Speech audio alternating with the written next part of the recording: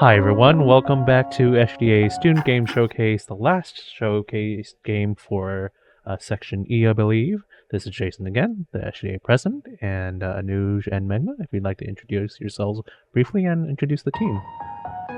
Yeah, hello, I'm Chris. You might have seen me in Section C before for Drive Talk. This is Love and Bullets, and I am the project lead on this one. And then this is Dylan over here, if you want to introduce yourself. Yeah. Hey, I'm Dylan. You also might have seen me on the other block with Drive Talk as well. He was Peppa Pig, though. I was Peppa Pig. Yes, I do remember that. Yeah. Yeah.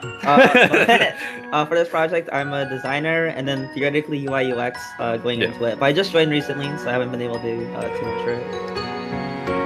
Awesome. Hey there, folks. I'm Anuj, webmaster of SGDA. You've seen me plenty today on the panels and the student showcase, as well as a lot of the student showcases yesterday. Megna, if you'd like to introduce yourself, and then we can go ahead and get into questions. I'm Megna, I'm the marketing lead. I was primarily the host for the showcase today and then the panels yesterday. Started with one goal.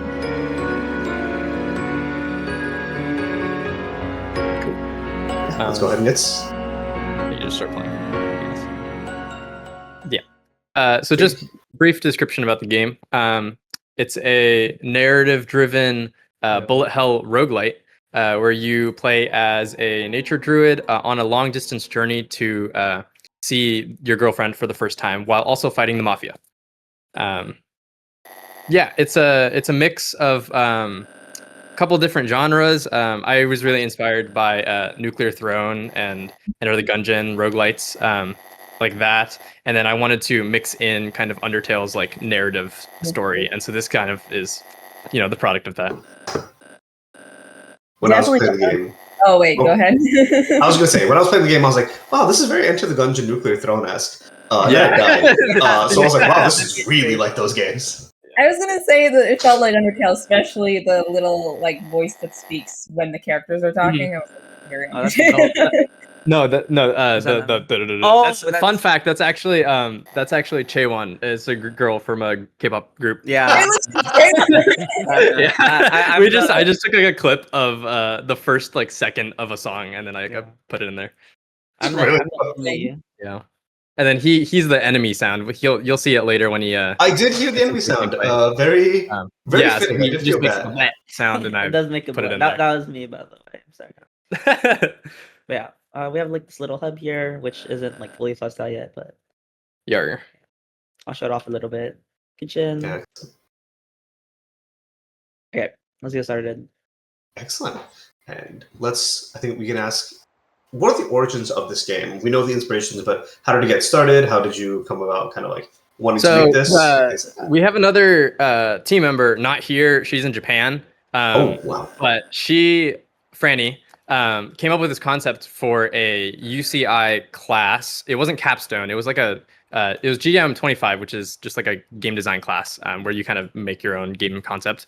And she came up with this concept, but didn't end up working on it. And so I kind of took a look at it and I was like really inspired by it. And I thought this could be a really cool idea. And so I just kind of started working on it in my own free time, starting, I think, about a year ago, probably. And I've just been keep on working on it throughout my time here at UCI. Yeah. I will say he'd like work on our other game that was showcased here at Drive Talk for like hours on end, and then he'd take a break by working on the game instead. It works. It works. This is how game dev is. It's like, I'm going to take a break and I'm going to work on this other game that I'm working on. Yeah, there's like 3 different projects at the same time at any current time. So, yeah. Awesome. And then in terms of like development itself, I guess like how has the idea changed from when you first sort of were inspired by Franny or your teammate till now? I think originally the idea was to bring in like combine roguelite gameplay with a dating simulator. And while dating simulator is kind of similar to what we have now because the story is still like love based, I think we kind of moved away from the dating simulator-esque aspects of it in favor of more of a gameplay focused development process. So I think, yeah, that's kind of how it changed. I think there's probably other ones that I'm forgetting, but it's just been a while. Yeah, I'm curious about the dating sim part. I mean, I'm a dating sim connoisseur, so this is the stuff that is like, oh, really? Yeah, I thought it was interesting because I had worked on previous dating sims. My first game, actually, I think that I released on itch at UCI was a dating sim. And so I think originally we had this mechanic where the dialogue you'll see sometimes later on, I think that your girlfriend will just randomly call you on the phone, and then she'll just speak to you random dialogue. But that was originally like we originally had like a phone screen UI that would pop up, and then you'd have to like say like she'll ask you questions, and then you'll like respond, and if she doesn't like what your response is, then relationship bar goes down, kind of like a similar traditional dating simulator. Right. Yeah, but I think for now we changed the narrative system to be a little bit more like Hades dialogue system, where it's random pieces of dialogue, and then it actually responds to what you are doing in the game. So, for example, if you have a legendary weapon, or if you have a certain amount of kills on a certain amount of enemies, then it'll like prioritize that kind of dialogue instead of just random baseline dialogue. That's really cool. Oh my god. I think that works really well with like the reason why Hades kind of popped off, in my opinion, the way that it did is because it works so well with a roguelike. Mm-hmm. Yeah. And a lot of other roguelike stories are before that were like either afterthoughts, they didn't necessarily hit the same. But with Hades at least, like that's a great inspiration for oh, I hate those enemies. I didn't realize they weren't enemies for a while. I was like, oh, why am I taking damage? And then he died. And I was we've got a lot of feedback on those guys. They were originally going to be part of the kill counter, so you'd have to kill them to move on. But then I realized that was like way too annoying.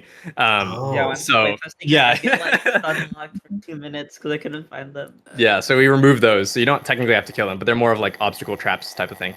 I did notice that. I was like, oh, there's still a few of these left. Anyway, going hunting. Yeah. So I was like, now it's personal. I think I really liked the dialogue, like just in general. I think there was the scene where you talk about K-pop. I was like, oh my god. I think I've been a bad influence on Chris. I put in that as like a little bit of a joke, but I think the overall tone of the dialogue, we do want it to be very silly, right? One of the things I like so much about that was unfortunate. One of the things I like a lot about Undertale's dialogue is it feels lighthearted, but it still carries kind of emotional undertones. And I kind of really wanted to capture that feeling instead of having, either really deep dialogue, like straight off the bat, that maybe feels like, oh, this is a little bit too much, But players should still feel like they should have fun and like converse with these characters and that they're actually like, part of the world. Definitely. What would you say, since you're primarily working on this in your off time, what would you say was sort of the hardest part of your development so far? I think the hardest part is honestly motivation. For most of the time, it's been a solo project. And so especially working on other projects, it's really tough to keep yourself motivated on like, why should I continue this? It's taking a lot out of me, and it might not even become anything, But I think I really liked just the idea and how far I've come, and inspiration is huge. So I would go and watch TV shows or play other games, and I would get inspired to work on this game. Right. And so I think that was probably the hardest part. But other than that, it's really tying down. This is something that we've been discussing now too, is what makes this game a little bit different than other roguelites, because there's a lot of games that look visually similar like this. Nuclear Throne obviously looks a lot like this, and then you have Hades dialogue and stuff. So we've been just debating on how to make things more unique, how to make things more interesting, how to make the game stand out in its own little niche. There it is. There's a dialogue. Oh, there you go. I'd like to ask, I think we're coming up on... Oh, this also just... Don't open random zip files. I was like, this is really funny. When it comes to, I I think we have a time for a couple questions before we Yeah. get into the shoutouts. But what does the future of the game look like right now for you guys? I think this summer definitely want to start putting in more content wise. We spent obviously like the last year putting in the core design mechanics, right? And so once those are in, we can kind of use those to build on top of it and put in more content wise. We have plans for 7 more areas plus some secret areas. Right now, you're only seeing one area. It's just the forest that I put in there. Right. But definitely more enemies, more weapons, things like that. But most of the systems are in there. And then obviously we're going to be iterating a lot on the design philosophy for making it a little bit more unique. But hopefully we'll start marketing soon.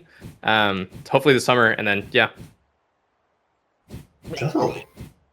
Awesome. How are we doing on time? Okay, I think we're almost pretty much out of time, but do you have any, shout outs? Yeah, shout out to Franny who couldn't be here. And our friend Sunny who also helped with the original design of the game. And everybody that supported us throughout the development process. We really appreciate it, and we couldn't be here without them. Shout out also to the Video Game Development Club at UCI, which has been an amazing community to have during development. And it's motivated me a lot to continue working on the project. Yeah. Awesome. Thank you guys so much for coming out yet again. Yeah, thank you guys for having us. Yeah, I evolved from Peppa Pig. Dylan the Pokemon. There you go. This is the end of our final showcase for the summit, and so we'll be having the closing ceremony in just a little bit. Stay tuned for that. Thank you guys so much again for coming by. We'll see everybody in just a little bit. Yeah, Cool. Thank you for having us. thank you for coming. Thank you for coming by.